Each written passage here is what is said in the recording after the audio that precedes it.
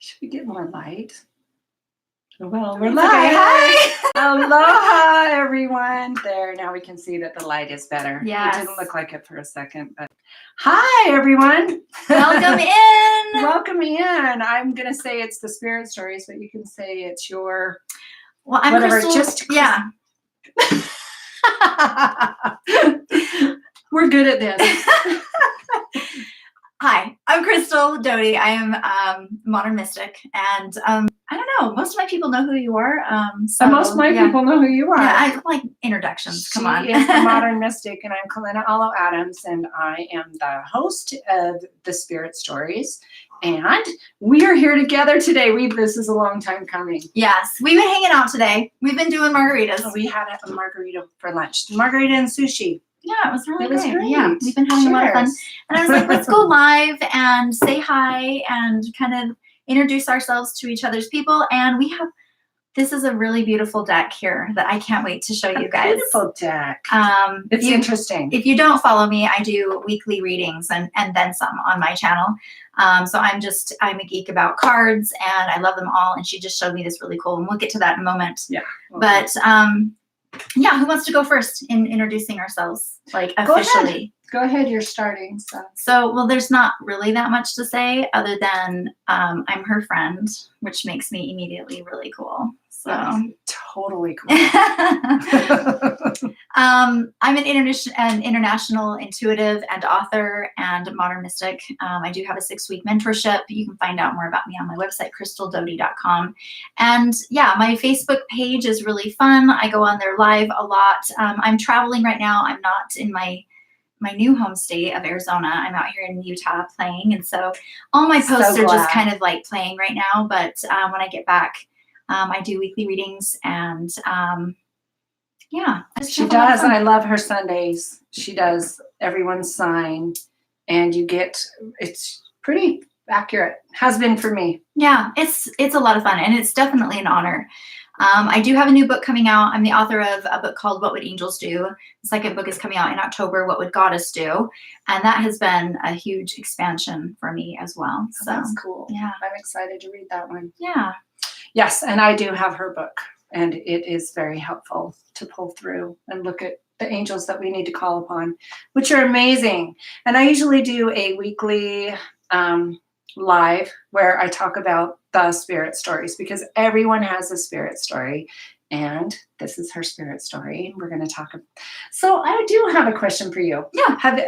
You communicate with spirit in certain ways through the cards intuitively. Yeah. Also through the angels. Yes. Have you had any other experiences besides those types of things? Yes. Okay. Would you like to share a significant one with everyone? Sure.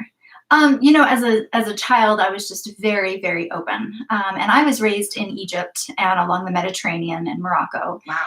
And, you know, that is a place where a very open and intuitive child is going to see a lot of fun, amazing, and weird, scary things as well. I got to go to Morocco. Morocco is beautiful. Yeah. The Mediterranean is just a very magical place. And so, you know, I think as a child, I was very connected to nature. And so it wasn't until I was probably 9 that I understood that not everybody was seeing everything that I was seeing. Isn't that weird? And a lot of times my family would be like, Crystal, you're making up stories. Stop telling stories.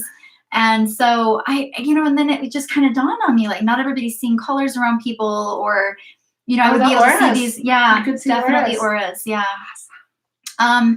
I was just very open, and my connection to nature was actually more prevalent than my connection to angels. I was aware of angels. I knew that they were there. I understood their purpose, even at a very young age. But I just was so, I was comforted by nature. I had these 2 trees in our backyard that I would talk to constantly, and the neighbor kids would hear me and tease me about it. And I would, you know, talking to the trees. Yeah, they were my friends. And so she hadn't even had a margarita. Yeah, I think when you are as open as we are, you don't even need a margarita. Just kind of, yeah. But so that was kind of my relationship. And then when I was about 13 years old, Desert Storm broke out. We were near the Middle East, and so it wasn't safe for us there. So we were evacuated back to the States, and my parents decided to leave me here with an older relative, and they went back to Morocco, was where we were at the time. And I was devastated, and I was really angry, and I got really upset, and I just shut down. I decided that I didn't want to see anything, and I became a very angry teenager. So when I was 18, I got pregnant in high school, and you know, because we're going to show everybody, weren't you? Yeah, I was that mad. I'm going to have a baby. So my parents suffer. So probably one of the first real big mystical experience of my life was when I gave birth to my son. Oh, okay. Because when he was born, I looked into his eyes and I remembered who I was, who I am, and what I'm here to do. Oh. And so then that's what kind of got me on the path of reopening and reconnecting to my gifts. And I think one of the things that I love about what I do today is helping people to reopen their gifts as well, because I went through that. Right. And, you know, it's a process to reopen what you have consciously or even unconsciously closed down. And reopening as an adult with a sharper ego, you know, a more sensitive, sensitive to negativity and things like that, can be a little bit of it's a little bit of a chore. So it took me many years to really kind of get back on track with my purpose. And so that when people ask me what has been your monumental, and you know, that I have placed above deeply, what's the word? Deeply impactful experiences with not just angels and nature, but goddess and, you know, God. And I'm not a medium, but I will say that very oftentimes when I'm doing angel readings, you know, somebody will ask me about their deceased loved one, and I'll be able to feel that presence as well. But I don't advertise that I'm a medium because I don't know about that and me, you know. Usually I have Archangel Azrael, who's the archangel that helps people cross over. Usually he's there, and I'm kind of passing on. So he'll help you channel.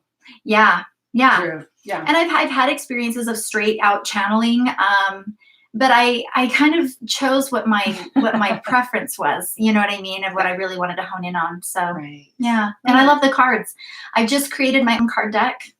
Oh, I know. I'm excited. Coming out in October. You've used your card deck in your weekly readings for years, so I got used to seeing all of those. I know everyone already knows the cards, so when they come out, it's going to be like, it's like I look at other tarot cards, and I only use them a little bit in some of my things.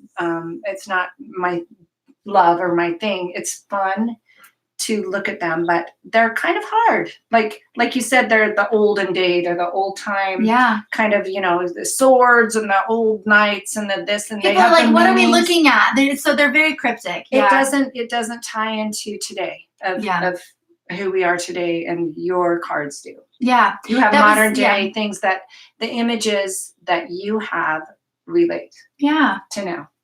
Yeah, that was my point. I started reading cards when I was 14. Oh, that's so cool. Yeah, during my rebellious time, because it was like, oh, that's tarot. You're not supposed to do I'm going to tarot. show them. Really? But it actually healed me. It was it actually kind of got me through it. Yeah, I was reading cards before I could drive. What drew you to reading cards? It was a rebellion to begin with. It really was. It was like, I'm going to So this is just a taboo thing, so you found tarot cards? Oh, really? Yeah. But you know, I think innately too. I think either you're going to be drawn to them or you're not. Whatever you think the reason is. I mean, obviously it was like my destiny, you know, to get into the cards and stuff, but I really wanted to do it. Also, I felt very alone. I mean, I had been abandoned, and I think I was just kind of like looking for something, you know, something to help me feel. But I loved them. Did your parents know that you felt abandoned? I don't know. You know, as a teenager, I don't even think I knew I felt abandoned. You know, I don't even know if I was really tapped into what was going on. But I just was angry, and I'm not sure if I knew why I was angry. And I was 14. I was a 14-year-old teenager girl. Like, that's angsty hormones, time anyway. And I mean, you know, so, you know, I don't think it was really until I was, you know, in my 20s that I was like, that was a shitty thing, you know. And I've been able to since work through that and forgive my parents and understand where they were coming from and, all of Being it. a parent yourself. Of course, yeah. We learned that it was probably the very best thing they could have ever done for you, Right. actually. Well, it definitely forced me to hone a deeper relationship with God and Goddess because, I had to be parented by someone, so. Mhm. Should I know we- I'm looking at who. Oh, you got to go to the corner. I'm so sorry. I do that I was all gonna the push not time. now so we can. What's up, Champagne C? She says, I have a question. How did you first go about letting people know you read tarot and readings without friends and family being judgmental about tarot? Any tips or advice? Do you want to take that one? Well, and I don't read tarot, but I am a medium, and she wants to know how you went about telling people. Okay, and then maybe you can talk about you do. coming out too. Yeah, because it is when you are a medium or a reader, intuitive, and you've got these gifts, it is hard to come out. And you need to tell people, you tell people this is what I do. And it's, you actually just need to be comfortable with actually accepting your gifts and saying, this is my reality, this is who I am, and this is what I do. And so you just start letting people know. So I'll kind of go into me, I guess. And then I'll loop around and answer that in a minute, Okay. Champagne C. Yeah, for sure. So Kalena'alo Adams, and you can find me on Facebook as well. YouTube channel, The Spirit Stories. I have a show where we do ghost investigations. We go out and we find places that are having a lot of spirit activity, and we tell the spirit story. So it's a different perspective on why is spirit hanging around here? Why is it still there? And so that's kind of the premise of why I do that show. And it calls me. A lot of these stories just fall into my lap, and I'll have a spirit that will step forward and help guide me into sharing their story. And that's one of the reasons why sometimes spirits hang around a certain area, is they want to tell their story. For whatever reason, they have to tell the story of what's going on in this lifetime or what happened with them. And they're not ready to move on. So they're hanging around in these places, Wow. A lot of people have spirits in their homes, and it may have been someone who lived there before or someone from the area. And for some reason, they're drawn to that space. And so we go in and find that out. But I knew I was a little bit different, like I say, at age 3. At around age 3, Wow. I started talking about the things I was seeing and some of the things that different than normal people, I guess. And I didn't realize everybody didn't see what I saw. I had a grandmother who was my mentor, who was amazing and helped me through that and explained to me that not everyone sees things in these certain ways, and helped me to see them in the different ways that I see them. I see spirit in 1,000 different ways. And, I love say, how that. do you see them? And I go, sometimes I see them just like you and me. A person. Sometimes I just see a shadow. Sometimes I just hear a voice in my head. Sometimes I just feel a presence. Sometimes I see orbs. Sometimes I see sparks. They come to me in different, like a butterfly or something bringing a message. That's funny. I don't think I better share it, but I won't say who, but a really good friend of mine reminded me yesterday that a message came for her one time when we were sitting together on the porch, and red dragonfly that I have never seen that color of a dragonfly before in my life in Utah, big, huge, came flying straight towards us. We were just talking, and it just beelined it straight and stopped. And then I'm noticing it, and we're talking, and then it left, and a little while later it came back again. Oh, wow. And I went, there is a dragonfly here, and dragonfly is not my spirit animal, not my amakua is what I call it. The Hawaiian word is your totem animal, your spirit animal that brings messages. And so I looked at my friend and I said, there's this red dragonfly that is coming forward, and it has a message, and I don't know what it is. Must be for you. And we talked about it a little bit and her feelings, and then the feelings that I got, and I delivered a message for that person. Sometimes that's how I see spirit. I call that spirit. It's amazing. So Yeah, Boy, that's a beautiful reminder, I think, to just keep your eyes open. absolutely. Because I just really firmly believe that the universe is always speaking to us. And I've always loved the name of your show, Spirit Stories, because you're right. Every tree has a story. Every Everyone spirit has a story. And I love what you're honing in on is the beings that have not crossed over, who haven't been able to cross over because their stories have not been shared. And I just think it's such a beautiful, compassionate, bold thing for you to do, to go and to carry forth those stories so that hopefully they can find peace. Well, and the other thing that I've come to realize in speaking with spirit my life, entire life, is time is relative to them. Our time is minutes, hours, days, weeks, years, centuries. Mm-hmm. It's nothing to them. 100 years could be what we would consider 5 minutes sometimes. Yeah. So sometimes they don't even know they've been gone that long. They're just hanging out, taking a second to adjust being out of the body. Right. And realizing, okay, I need to acclimate myself to what's going on. That could be 500 years. Yeah. So they're in this home for and for them, it's 5 minutes. Yeah. They're like, wait, what do you mean I've been gone for, what do you mean it's 2019? Or there's someone opening their window and they're going, I want that window closed. And then the people, who's haunting who? Yeah. That's a good way to say that.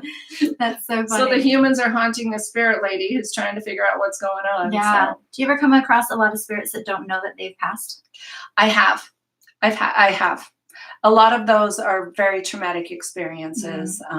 Like their death being traumatic? Yes. Okay. Or very sudden. Oh, okay. And so they just don't even know that they've crossed over. They don't realize that they're gone. Mm. It happens so quickly. And so there was also and I call it a case that I worked on because it was kind of in the news and with the police and a bunch of things that had gone on, where there was a small child, a little girl who stayed in this home, and it was so traumatic. She had been kidnapped and then taken to a basement and then killed. But the whole time she was there, the person had told her, because her family lived right next door, had told her, I'll kill your family, I'll kill your this, just had scared tormented this little girl to death, and then killed her anyway. Oh. And so her spirit was hanging out there, afraid still. This person had been caught and moved on eventually, and the house was just haunted, horribly haunted, and like poltergeisty, where you would walk into the kitchen and all of the cupboards and drawers were open, and you'd go, what is that? And they'd close everything and walk out and come back in, and everything was open again. Right. Things like that were happening in this home. Wow. And this little child just did not realize that she was gone. So she was just super confused. And was staying there because she was afraid that her family would get hurt, and she didn't know it was okay to leave. Oh my gosh. So to, kind of help her to understand it took a while to communicate with this little child. That one was hard. Do you ever use equipment? Yes, sometimes. Okay. Most of the time. On my show, I do, just so that you can hear some of the words that I hear. Okay. Spirit doesn't, sometimes they say things, but mostly not. People are having hauntings and I can go in and communicate. But to do a show where I'm just talking to myself, I can make up anything, right? So to have my equipment, the spirit box. Then people can hear what you're hearing. The spirit box will use white noise to pull words. Okay. And the ovilus as well will pull from a dictionary. We have the yes and no. It can go to a green light or a red light.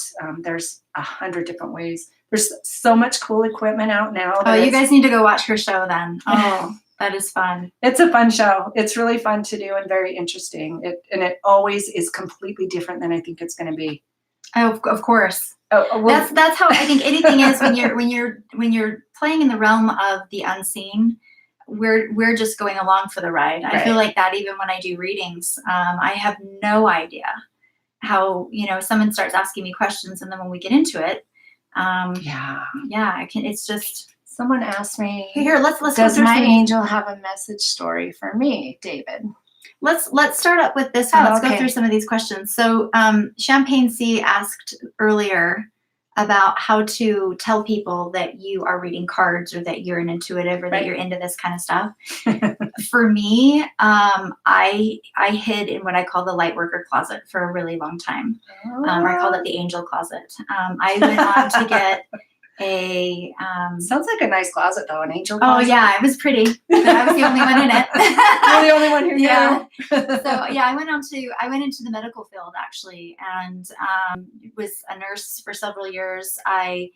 And then went into alternative medicine and was doing diet and health and nutrition and homeopathics and things like that. And I had a clinic. Oh, it's all tied together too. Yeah, it was kind of cool because when I was in the medical field, I definitely was.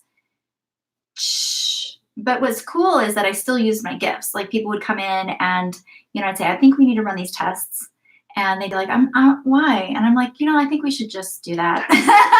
And it was really because like I was getting information about them, from their angels, right, like, this is what's really going on. So I was still really able to be led by my intuitive gifts, even when I didn't want to, I wasn't going to tell people, well, Archangel Raphael is with you. And what he's telling me is that it's your thyroid, or, you know what I mean? Like that. Yeah, that we need to run these other tests, or that, you need to stop this medication or whatever. So it was a very intuitive practice. And I worked in physical therapy for 10 years, which I used a lot of that when you are touching and knowing where to go with the healing, which is really funny that we get drawn to these. Yeah, so on that note, I think that there's a lot of people that are professional and they're very intuitive, but maybe they're not coming out and saying. And I always say light workers are everywhere. My accountant is a light worker. There's the person that is, and when I use the word light worker, I'm just talking about anyone that is here to work the light, to use the light, to spread the light. Works with spirit. Yeah, that works with spirit. Yeah. So the person bagging your groceries, could be someone who is very connected. And so you don't have to come out and say, this is what I'm doing. I think the most important thing is that you do it, that you're true to yourself. But when you are ready to take that step, and I did that for like a decade. I was just this closet reader. I'd bring it out at parties. Like it just wasn't really anything serious, but I was really passionate about it. And I loved taking classes and reading books. And the tarot especially is something that you can study for years and years and years, decades, and never, like I said, I've been reading this since I was 14, and I still learn from other readers and from spirit. Absolutely. So absolutely. And that's, I think, why I like it, because I don't think I'll ever be done. I think I'll always be a student. But I had taken a little journey. I usually feel like a spider web feeling or tingling on my head. That's when I know spirit is around me. Yeah. Yes. Yeah. And you will get signs like that. A quickening of the heart. I usually just feel really like happy, joyful. My emotions will follow that. But when I finally came out, it was I came out. Yeah, that's seriously how it feels like for a lot of people, especially if you were teased as a kid, right? Yeah, like, absolutely. And you're like, and I will tell you, all through my 20s, I'm like, I'm never going to tell anybody. Like this, I was so set on not being an outed light worker. But at 20, I love the age I am now, which is just a little older than 20, this much. Me too. Where I don't give a crap anymore. Right. I mean, 20s are so hard. You're just still influenced by people's opinions of you. Well, and I was raising like my young kids, and I didn't want them to be made fun of at school. You finally have to get to a point where you go, it's okay for me to just be who I am and know what I know and say what I say and love me or don't, hang around me or don't. If you want to come and get a reading, go and book me and we'll give you a reading. If you don't book me, I think you nailed it even at the very beginning when you said you just have to be okay with it yourself, because I think that the more I started embracing who I was and what I did, the easier it was for me to share it. Yes. But I did it little by little. Like I went into alternative medicine, which if you've been in the medical field, going into homeopathics and herbs is like the dark side. So I did that first. And then, I started learning about the energy anatomy of the body, the chakras and the aura and, just the different meridians of the body and stuff, and acupuncture. And so I started to kind of get weird in little increments. And I think my big coming out was actually when I wrote my book, because I was fully admitting that I had a deep relationship with the archangels. And I was like, this is just going to be my thing. People are going to read the book and think I'm crazy or not. But the most important thing is that the people that need the book have the book. And you can't care. Yeah. Well, I'm a Libra. Oh. I do care. So I'm the a way Leo, that, I so don't she care. doesn't. Yeah. So the way that I deal with that is that I just increase my self-love. Like I'm like, okay, if that person is thinking I'm crazy, I use There's the mantra. a reason that you were drawn to write this book, though. Yeah. There's a reason that you needed to share it. And so that's when you have to go, I'm going to write this down and I'm going to publish it, and someone someone needs to it. hear. Right. And that's I was really just focusing on the people that I wrote the book for. And anybody else, all I did was go, you know what? I just love myself a little more now. You know, if there's a lack of love coming from somebody, then I get to fill that space with just my own self-love. Absolutely. I actually wrote in my book, in a section that talks about coming out, that my mentor actually told me, Crystal, if you're going to do this, then you need to develop a thick skin and a short memory. You do. That's such good advice. Mm-hmm. I love that. So just forget about it. Forget about it. Yeah. That was just kind of the thing. Okay. Yeah. So let's talk about yes, both perspectives help big time. I've noticed people are kind of wary about the whole situation. Do you know what? But the world is changing right now. If you've noticed, more people are more accepting to this type. It's true. It's because they are accepting their own gifts, and we all have amazing gifts. We're all sensitive. Everybody who I've talked to, you know, everyone has a spirit story, and that's why I started doing lives on that, where I wanted to tell everyone's story.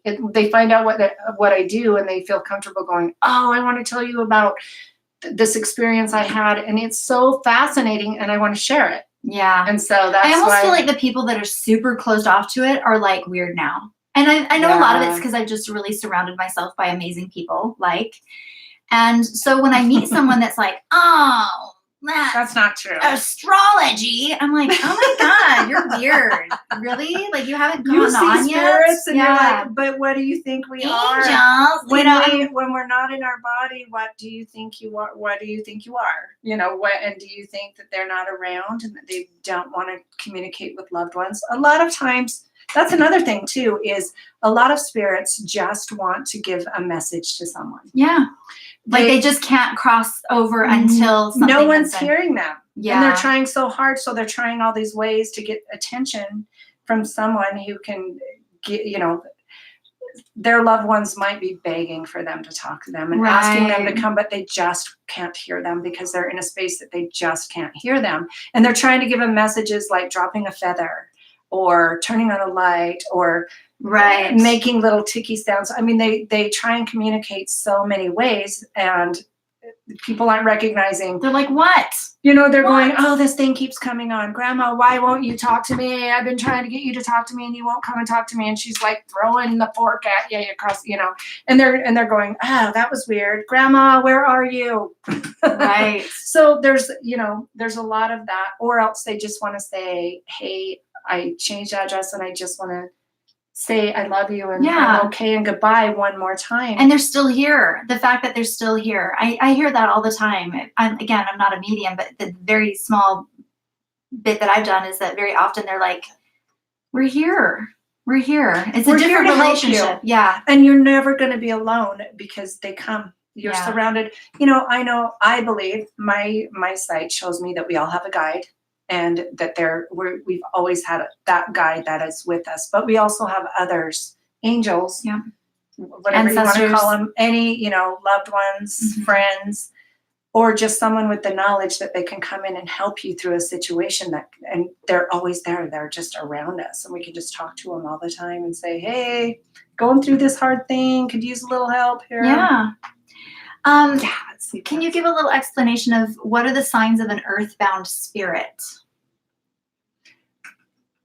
1,000, like a lot of things that I've just explained. One of the most common things, and I think that's why there's so much the saying, pennies from heaven. You know, I think there's a song that pennies from heaven. Frank Sinatra. And there's a book that someone wrote about spirits will leave penny.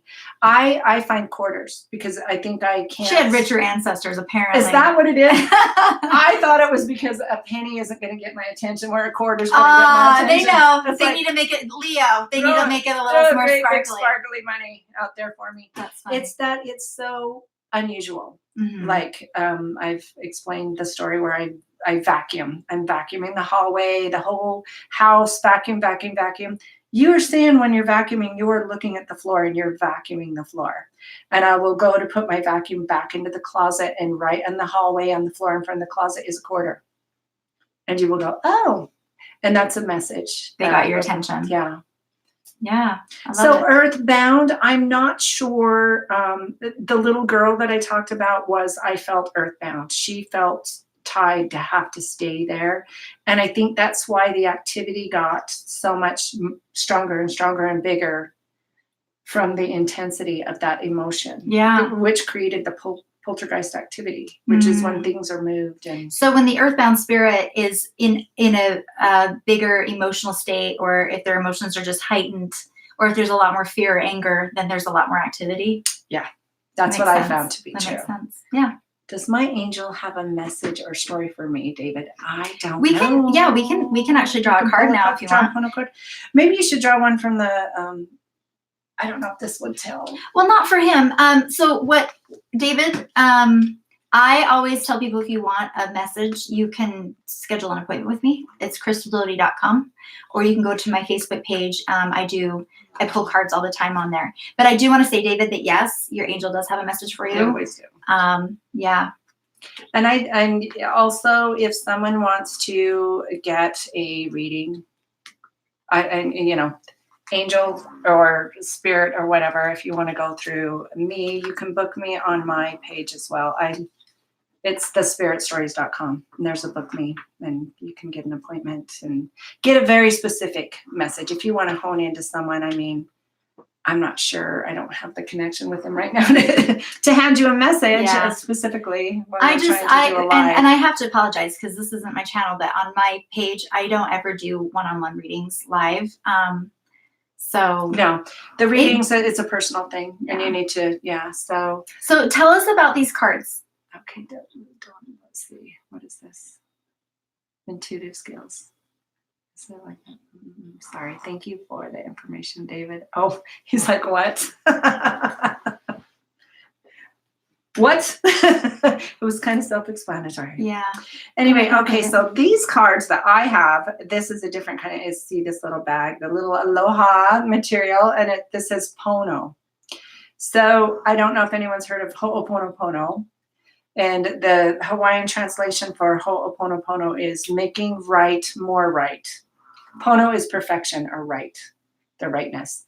So the Pono cards are in rightness. And this is a gift that was handed down from grandmother to children's and they are Pono messages. And Pono is a Hawaiian perfection thing. So if you want to. I just thought this would, so as I said, I'm a geek about cards, and this is like handmade, and this is just such a beautiful thing. So this is going to be a beautiful message for everybody today. And it's David, if you're here and you're watching, then this message is for you. This is just for everybody who's here today. And I love the do you want to do it, or do you want me to? I'll just do this. Okay, she pulled a great card. The Ai, yes, permission. Give yourself permission to honor, nurture, and reconnect to your true identity. Ohane spirit is the greatness that you are. Seize the moment to experience more greatness now. Ooh, I love that. So the Ai, the yes. Ai, which is the Hawaiian word. So everyone can kind of look in and ask, what do I actually need to give myself permission to do? And this goes with champagne. You asked about how do I give yourself permission to honor yourself and your gifts and nurture and reconnect to your true identity. Yeah. That's a good card. I love that card. Give yourself permission to come out of the light worker closet. Give yourself permission to be successful. Give yourself permission to find the love of your life. Give yourself permission to hang out and drink margaritas with your friend. Well, cheers to that. Sometimes we just need permission because, we have that voice inside our heads that is always saying, don't do this, don't do that. I can't do this, I can't do that. And so we have to override that by giving ourselves permission and saying, you know what, I've been saying no to myself. I've been saying I can't, I shouldn't, I'm not able to, I'm not qualified to. The override for that to me is, you know, Oh, I should turn this off so the phone's not making noise. Sorry. is saying, I give myself permission to be really joyful right now. It's the spirit stories. The spirit David, stories. Oh, the spiritstories.com. See the spirit stories. Isn't her card The cute? spiritstories.com. Yeah, Try that's that. right. Yeah. Need that. Yeah. It is love the spiritstories.com. Thank you for saying my cards are cute. Yeah, they are. They're darling. They are fun. It's fun. We're being creative. We're using our creativeness and all of those types of things, right? So yes, I love all the different types of cards too. I love our friend Jill has those amazing cards she got in Italy. Oh yeah, they're leather stamped tarot cards. They are amazing too. Yeah. I would love those. Yeah, I kind of have card envy of those. I do too. I have a closet about that big full of cards that I've collected. I'm crazy, but that's great. And I have 3 sets is all. One of them is my Pono cards, which are the Hawaiian Pono words. So, and I love them. They give a completely different message. Yeah, they do. It's that Hawaiian way that I love so much. So yeah. Okay, well, fun discussion. Well, you can find both of us on Facebook. The Spirit Stories, my Facebook page. And I'm Crystal Dawn Doty on Facebook and on Instagram. And yeah, come follow us and have fun. And we just wanted to pop on and say hi and have a little discussion with all of you. Yeah, about spirit. Yeah. I could talk about this for hours. I could too. Hours and hours and hours. And thank you guys for joining us. I appreciate that. Thanks, David. And looks like you got it. My peeps, like I said, this is just an interesting 2 weeks of traveling. Yeah. But starting the second week of July, I will start the schedule back with my Sunday weekly readings and all the other fun, the Friday love readings and stuff like that. So awesome. Everybody's traveling and busy, so that works out. I needed this. I gave myself permission to honor herself. Take a trip. Yeah, I just really needed to. She said yes. I did. I said yes. This was the card. She said yes. This was the card. Yep. So you can take a screenshot of that. That was everybody's card actually today, right? Yeah, but I am just a firm believer that if you're here and you got the message, that message was for you. So I'm glad you drew that card. Good job, you little card jar. You're a professional. I kind of do it for a living. She kind of does. I was playing a card game with my family the other night, and it was one of those like speed card games where you have to be like really quick. You have to get your card in. And I was like on fire. And they're like, gosh, it's like you play with cards for a living. I'm like, I hate those because I'm really slow. I want to look at them and think about it. And the other people are going, I won. And you're like, I didn't turn all my cards over yet. Yeah, I was on fire. Because I'm in it to win it. Okay, guys. Well, thank you. This was a fun live. Thank you so much for doing this with me. Thank you. We'll do it again. I love her. We do love each other. She is an amazing woman. And I am very lucky to have her in my life. Thanks, guys. Yeah. Enjoy. We'll see you soon. Angel blessings.